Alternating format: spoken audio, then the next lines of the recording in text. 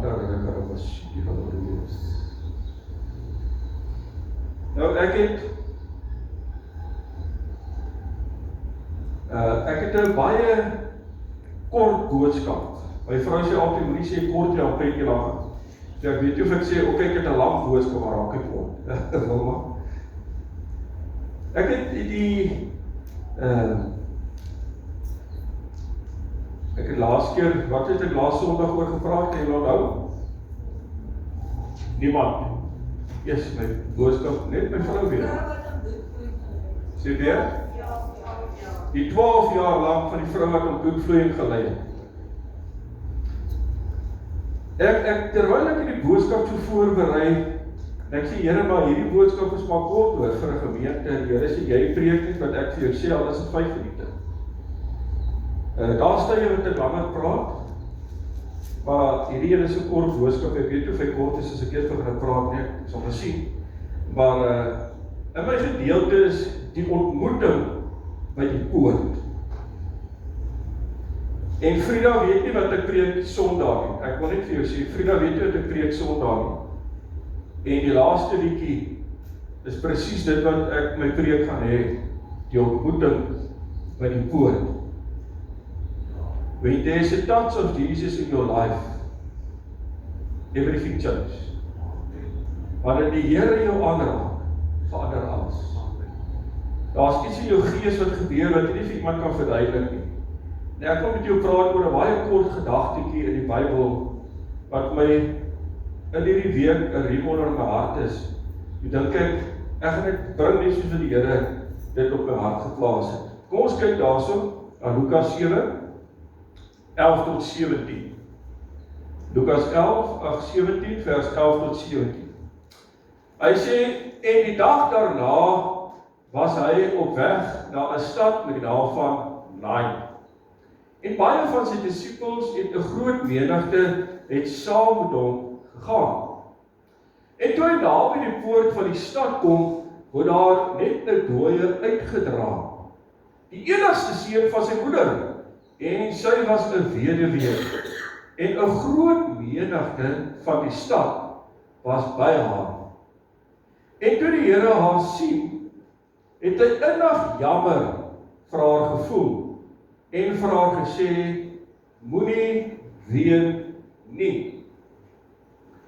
En hy het nader gegaan en die waar aangeraak. Daarop staan die draer stil en hy sê, jongman, ek sê vir jou, staan op. En die dooie het regop gaan sit en begin praat. En hy het hom aan sy moeder teruggegee. En vrees het almal aangegryp terwyl hulle God verheerlik en sê, 'n groot profeet het onder ons opgestaan en God het sy volk besoek. En hierdie woord aangaande hom het uitgegaan in die hele Judea en in die hele omtrek.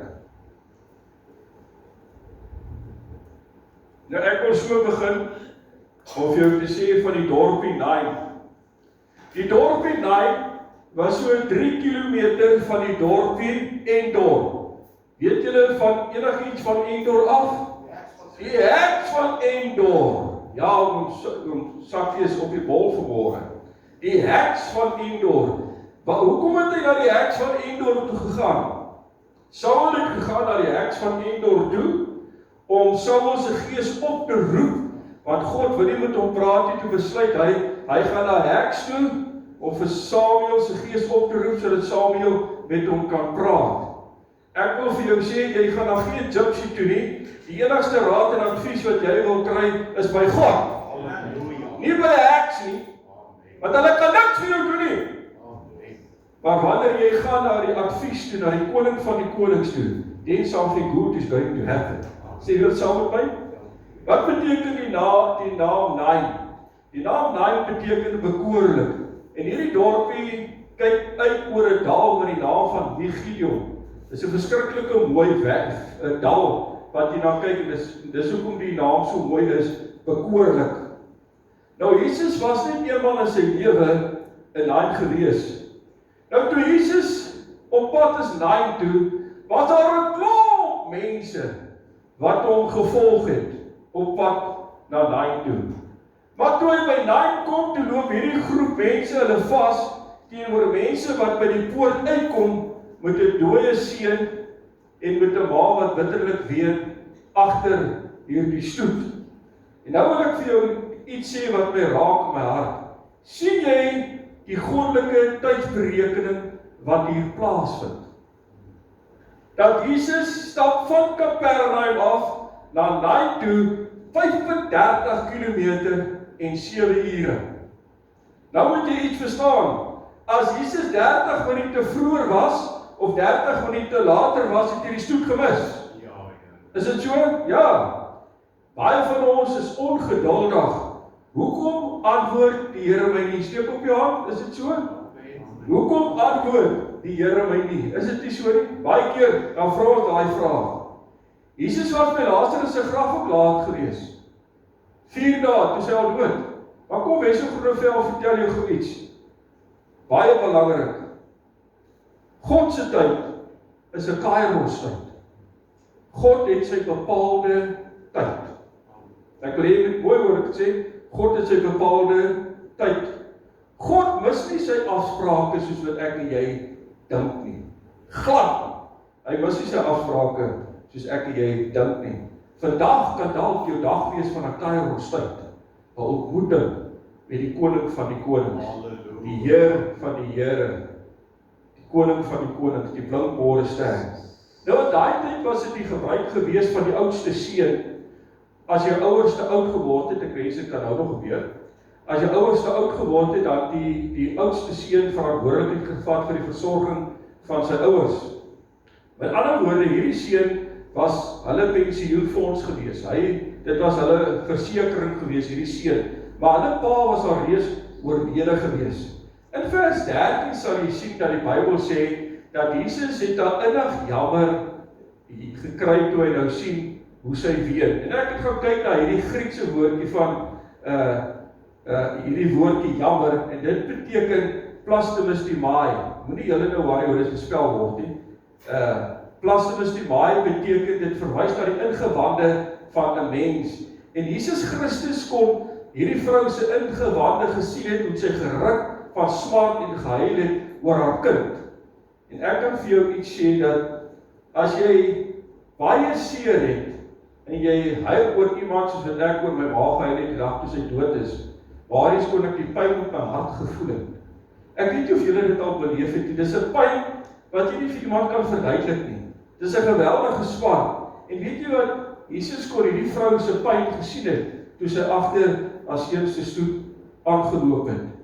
En ek wil vir jou sê, Jesus het letterlik al pyn gevoel. Net so het Jesus my en jou smart gedra volgens Jesaja. Nou, Jesus kom en hy gee vir haar 'n baie sagte bevel met deernis. En hy sê vir haar, moenie huil nie.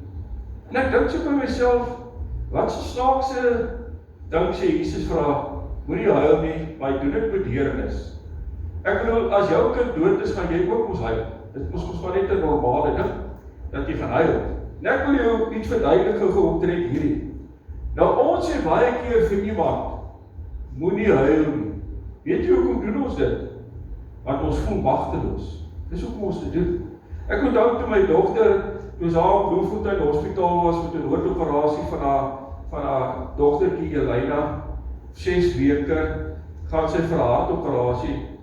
En uit my stoepigheid uit sê ek vir haar, moenie huil.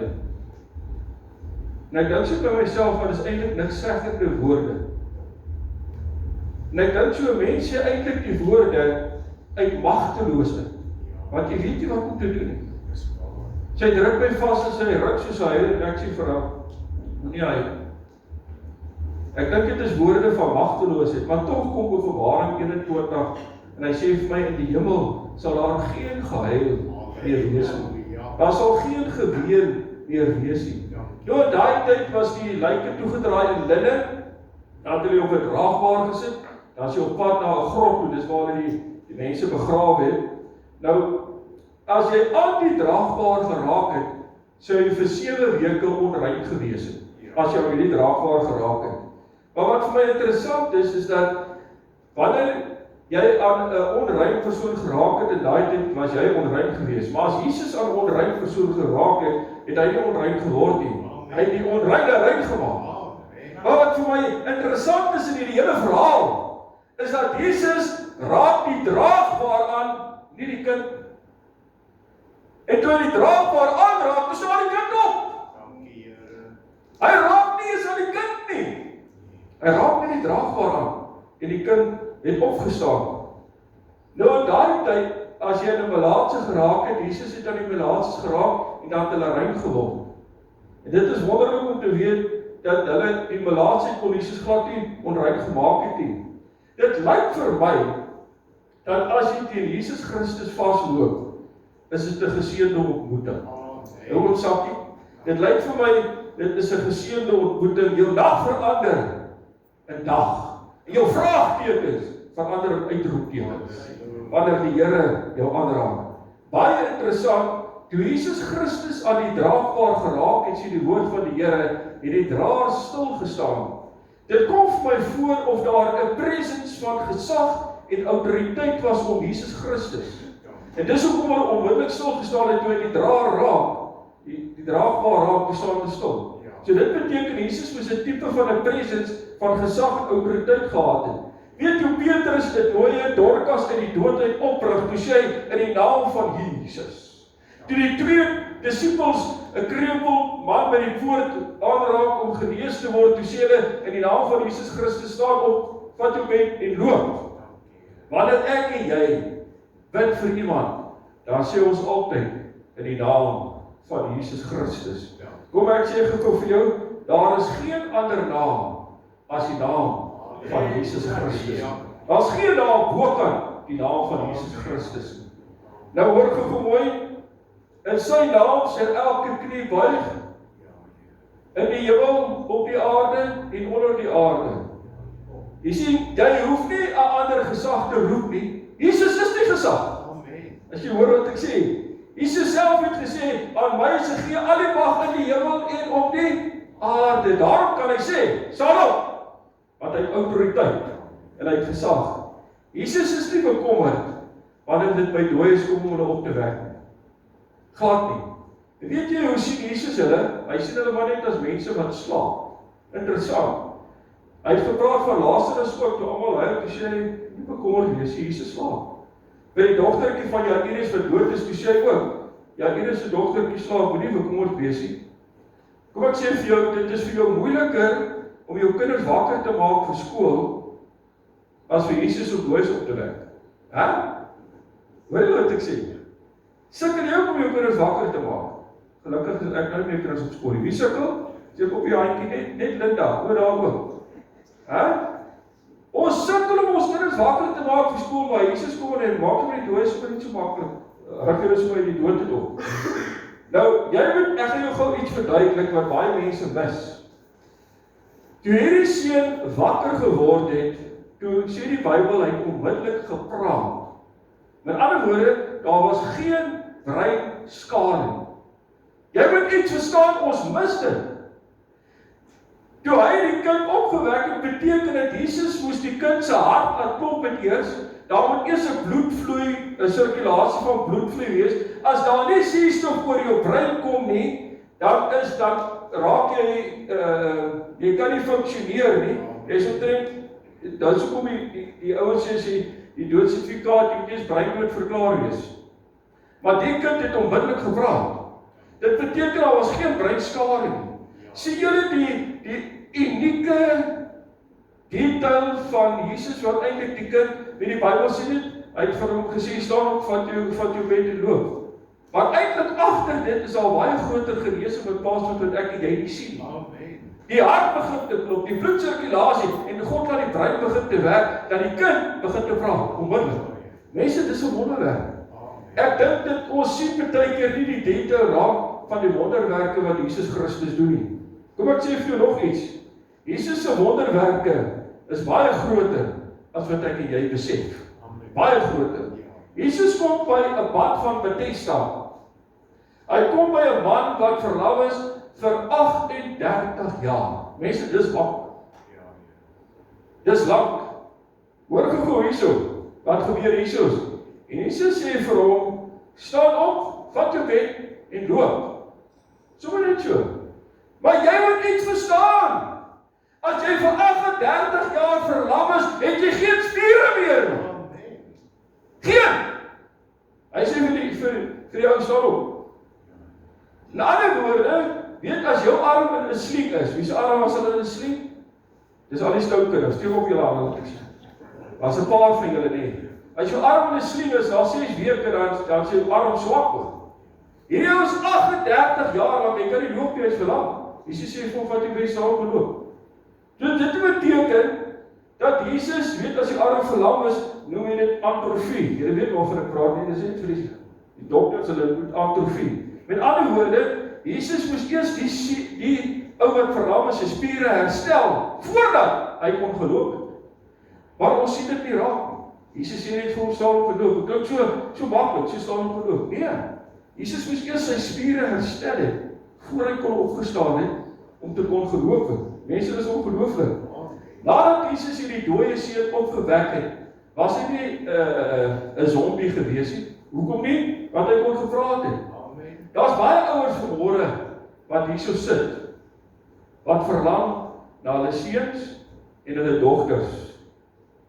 Hoor gou mooi, hulle is fisies nie meer dood nie, maar is geestelik dood. Weet julle waarvan ek praat? Van hierdie kinders het weggedwaal van die huis af, die ouers verlang na hulle. Het jy geweet dat Jesus kan dit wat geestelik dood is, kan hy ook lewendig maak? Amen. God sê dit weer. Het jy geweet dat Jesus Christus dit wat geestelik dood is, kan hy ook lewendig maak? Ek glo dit met julle hart. Die grootste geskenk wat 'n kind vir sy ouers kan gee, dan kry ek trane in my oë as ek dit sê. As hy vir jou sê, mamma of pappa, ek het Jesus gevind. Amen. Dis die grootste geskenk wat jy ooit as 'n ouer in jou lewe kan kry. As jou kind vir jou sê, ek het Jesus gevind in my lewe. Want dis al wat jy nodig het, is Jesus. Is dit so nie? Ek het Jesus gevind. Ek wil vir jou sê vandag, jy loop dalk figuurlik agter 'n draagbaar. Daar's smarte by jou. Daar's krisisse by jou en iemand in die kerk weet dit. Hoor wat ek vir jou sê. Partykeer kan jy langs iemand sit in die kerk, jy's alleen mense en niemand weet dit. Net jy nie. En dis die vas, dit voel nie lekker. Partykeer is dit daarvan julle wat voel, jy voel of jy klaar is met die lewe, ek kan nie meer nie. Weet julle waarvan ek praat? Jy voel of jy gebreek is. Dis hoe jy voel. Jy voel of jy's klaar en jy voel of jy gebreek is. Dit voel vir jou of die toekoms vir jou baie donker is. Dit voel of jy nie daar uitkom en jy voel so met jy mekaar ook. Hoor gou wat ek vir jou sê. Verstaan vanmôre vir jou wat ek vandag vir jou wil sê. Jesus Christus kan jou stoet verander in 'n fees. Wat sê dit vir jou? Jesus Christus kan jou stoet verander in 'n fees, want hy's nooit te laat nie. Hy daag op die regte tyd op. Wanneer jy dink hy gaan nie opdaag, sal hy op die regte tyd sal hy opdaag. Vandag is jy by die poort in die teenwoordigheid van die Here. Teen wie jy vasloop. En wanneer jy teen hom vasgeloop het, wil ek vir jou sê, dis 'n ontmoeting wat net seëninge kan voortbring. Is dit so? Kom ons staan en bid ek vir.